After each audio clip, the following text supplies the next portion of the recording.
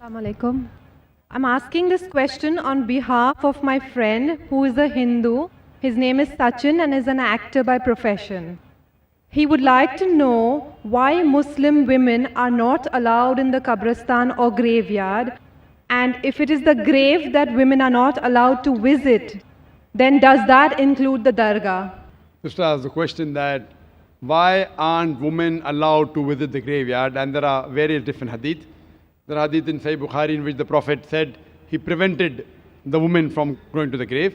And the reasons may be many, because maybe they are very emotional and they may not be able to take the death of a human being. That's one of the reasons. And furthermore, there are other occasions in which the Prophet said that these women are not allowed because of the deeds. That may restricted certain women because of their deeds. So this is the reason why women are not permitted into the grave.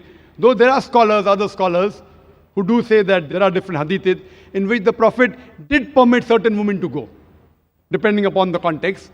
As far as the question is concerned that about the grave, the beloved Prophet Muhammad said that a person should visit the grave, it will remind you of your akhirah.